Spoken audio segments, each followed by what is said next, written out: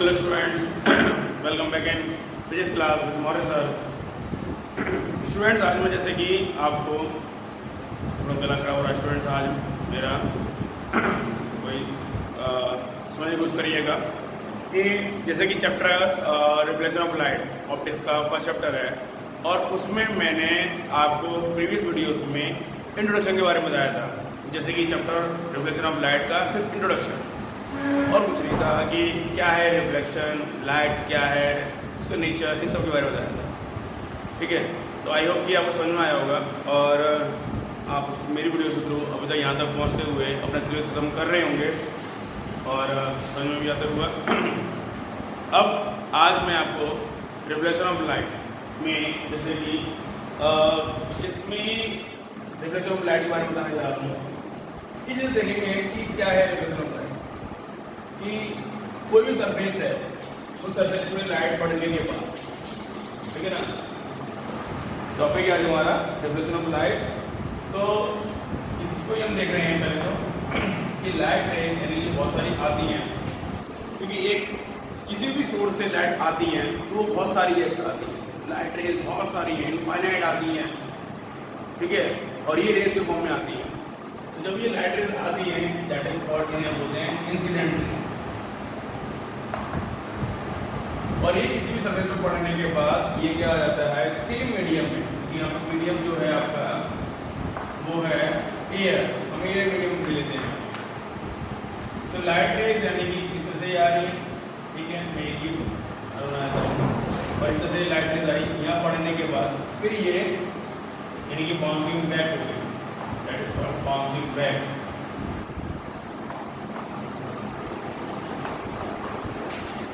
Bouncing back होना in the same medium में, यानी कि यहाँ पर मीडियम क्या था ये और सेम मीडियम में ही बाउंसिंग बैक होना लाइट रेज का, that is called reflected raise.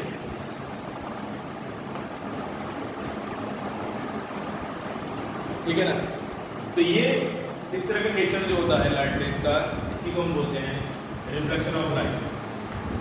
और मैंने आपको बताया भी था कि बिना रिफ्लेक्शन ऑफ लाइट के हम कोई भी ऑब्जेक्ट को हम देख ही नहीं सकते, ठीक है ना।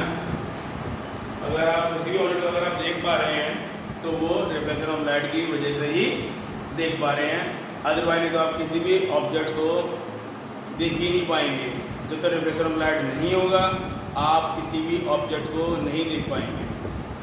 तो यानी स्टूडेंट्स ये इतना मस्ट है हमारे लिए रिफ्लेक्शन ऑफ लाइट, और ये काफ़ी इम्पोर्टेंट हो जाता है हमारे लैब के लिए भी, हमारी स्टडी के लिए भी, और एक हमारे एनवायरनमेंट में आगे हम देख पा रहे हैं किसी ऑब्जेक्ट को तो वो चीज़ देख पा रहे हैं इस वजह से, ठीक है नहीं।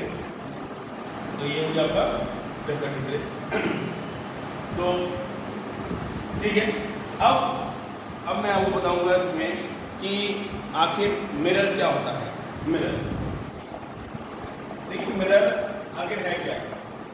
कोई भी गिलास ले लीजिए, ये गिलास है, कल मैंने गिलास के बारे में बताया था ना कि लाइट की स्पीड जो होती है वो हमारे गिलास में कम होती है, 2 × 10⁸ मीटर पर सेकेंड होती है, और ये कम होती है लाइट की स्पीड। रीज़न, क्योंकि ये कैसा है, सॉलिड है, और इंट्रामोलिकुलर स्पेस के अंदर क्या होता है, कम होता है, और फोर्स ऑफ अट्रैक्शन भी क्या होता है इसके अंदर ज़्यादा होता है। तो इस वजह से यानी कि क्या है कि ये गिलास है, लेकिन गिलास के ऊपर अगर हम ये लिया करते हैं किसी भी सरफेस पे, अगर हम क्या करते हैं पॉलिश कर देते हैं, मतलब इसको हमें क्या करना चाहिए, पॉलिश, ठीक है ना, पॉलिश करते हैं, हमने ब्राउनिश कलर की होती है पॉलिश की जाती है, इसको हम इस तरह से दिखाते हैं, ठीक है। ये सिल्वर की, एजी की अच्छे जो मिरर होते हैं उनमें इसी की बनी हुई होती है, सिल्वर की पॉलिश होती है। आप ये चीज़ों भी देखेंगे इसमें कि अगर गिलास होता है और जैसे कि आपने देखा होगा वॉश बेसिन पर अगर मिरर लगा हुआ है तो वो उसमें से अगर पॉलिश छूट जाती है तो उसमें से क्या होता है कि हमें यानी कि क्या आर पार का दिखाई देने लगता है, जो उसके मतलब बैकग्राउंड में जो होता है वो चीज़ हमें दिखाई देने लगती है, वो फिर मिरर की तरह बिहेव नहीं करता है क्योंकि उसमें से पॉलिश छूट चुकी है। अरे ये पूरे पॉलिश से छूटना, ये रीज़न ये होता है कि कुछ अच्छी क्वालिटी की नहीं होती है, तो वो लॉन्ग टाइम तक चल नहीं पाती हैं और वो पानी गिर करके इसकी से क्या है कि वो धीरे धीरे छूटना शुरू हो जाती है। इसे हम ये भी कहते हैं अंधा मिरर या अंधा शीशा हो गया। अंधा शीशा मतलब कि दिखाई नहीं दे रहा हमें, इसलिए सब कहते हैं अंधा भी कहते हैं। ठीक है, तो ये सिल्वर नाइट्रेट के इसका यूज़ करते हैं। तो ये मिरर हो गए इस तरह की। ठीक है, तो ये कैसा मिरर है हमारा, इसे बोलेंगे प्लेन मिरर। इसे कैसा मिरर बोलेंगे, प्लेन मिरर। ये कैसा मिरर है, प्लेन मिरर। और ये कैसा है, सरफेस पॉलिश सरफेस। ये क्या सरफेस है, पॉलिश सरफेस है। ठीक है, और ये आपका इस साइड से कैसा है, ये फ्रंट साइड है और ये आपकी बैक साइड है। आप जो भी देखेंगे वो जैसे देखेंगे और जो भी देख पाएंगे वो जैसे देखेंगे, क्योंकि लाइट रेज भी लगी पड़ेगी, क्योंकि मिरर पे ही लाइट रेज पड़ती है, या फिर जो आपका पॉलिश वाला सरफेस है उस पर लाइट रेज पड़ेगी तो आप नहीं देख पाएंगे, उसका यूज़ ही नहीं है तरीके से। तो उसके ऊपर यानी कि यहाँ पर यानी कि इस साइड से आप देखेंगे, अपने आप को खड़े होकर के देखेंगे, आपको अपनी इमेज दिखाई देगी। दैट इज, इसे उसको हम करेंगे मिरर रिंग। ठीक है, यही होता है हमारा मिरर। क्लियर है। नेक्स्ट देखेंगे अब रिफ्लेक्शन ऑफ लाइट के बारे में।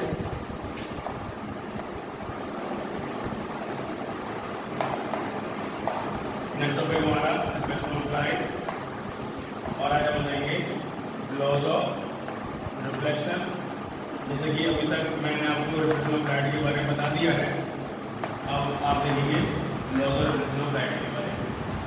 ठीक है ना, तो देखेंगे कि कोई भी सरफेस है, इस सरफेस जैसे कि ये कोई भी, और इसको मैंने क्या कर दिया, ये जैसे कि मिरर है। ठीक है, तो ये पॉलिश सरफेस है ये। ठीक है, ये मिरर है। कैसा मिरर है ये, प्लेन मिरर, इस तरह का ये। लाइट रेज यहाँ से इस तरह से ये आएंगी। ठीक है, ये लाइट रेज इस तरह से आएगी, इसका नाम दूंगा मैं इंसिडेंट रे। आने वाली लाइट रेज है इंसिडेंट रे करेंगे इसे हम, और आने के बाद ये पड़ करके इधर मुंह बढ़ जाएगी।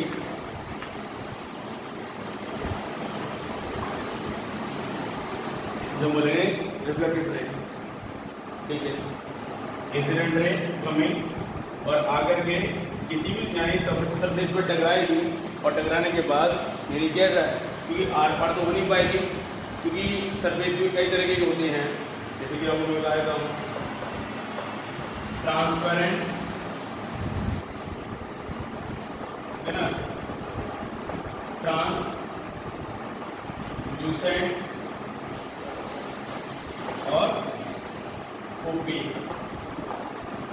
ठीक है ना, ये ट्रांसपेरेंट बोलते कि आर पार दिखाई दे जाता है, इसमें हम इसमें कहते हैं ट्रांसपेरेंट कहते हैं।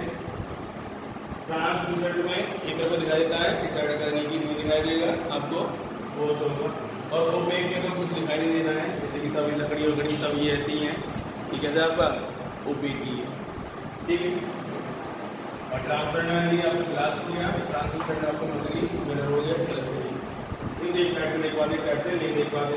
ये तो ये आपका प्लेन मिरर हो गया इस तरह से ये। और प्लेन मिरर में इंसिडेंट रे, रिफ्लेक्टेड रे ये। ठीक है, अब ये देखेंगे कि यहाँ पर मैं नॉर्मल कॉल करता हूँ, मतलब कि अगर नॉर्मल ये रहेगी तो नॉर्मल से एंगल जो बनेगा वो भी थीटा होगा, और ये भी क्या होगा, थीटा होगा। तो ये जो ऑलवेज एंगल जो बनता है वो कैसा होता है, इक्वल होता है। यानी कि अगर मैं इसे कहूँगा एंगल आई, तो ये भी एंगल आई होगा, और ये आपका एंगल आर होगा। ठीक है, उसके अगर मैं बारे में अगर लिखना चाहूँ तो क्या लिखूँगा?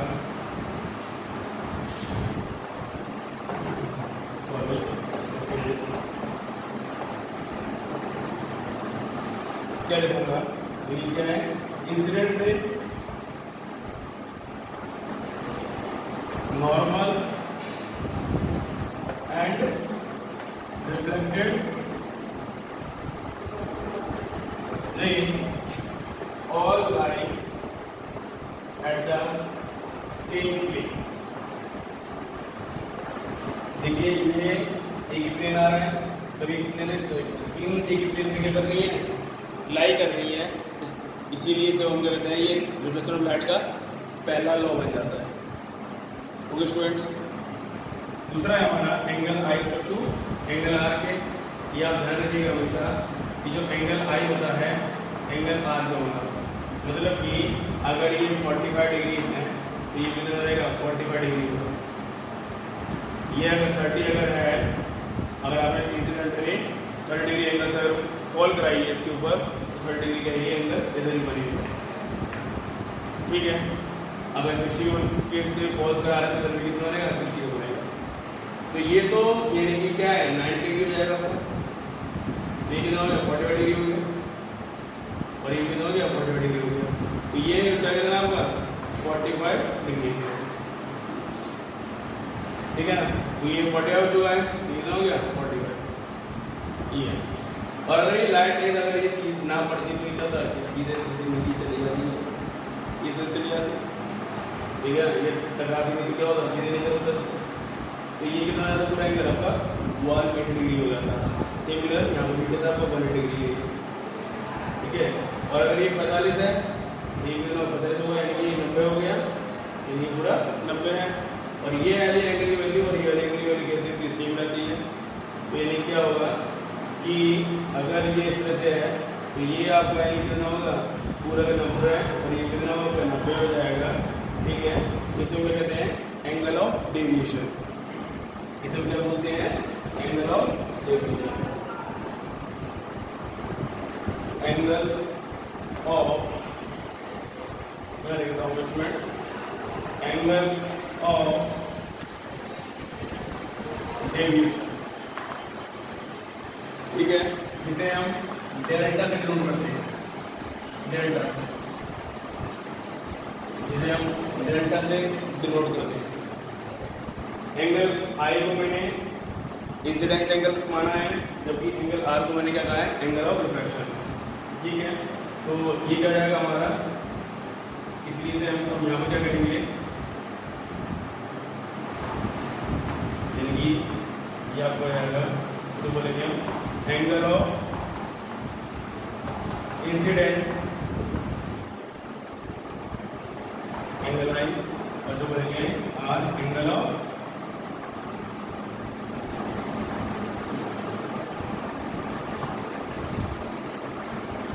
रिफ्लेक्शन।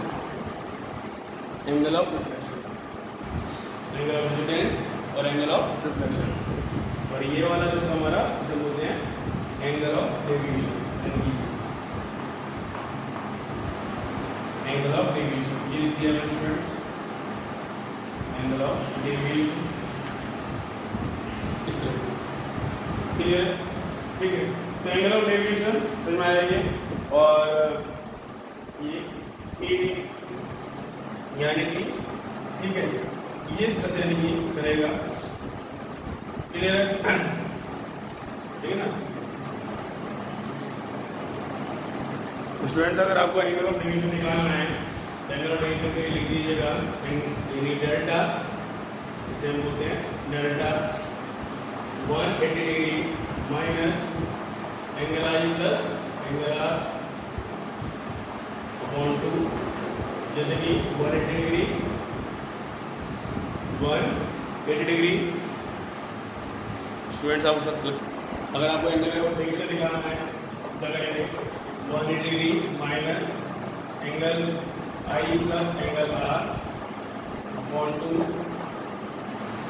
जाएगा 180 डिग्री माइनस 45 प्लस 45 अपॉन 2।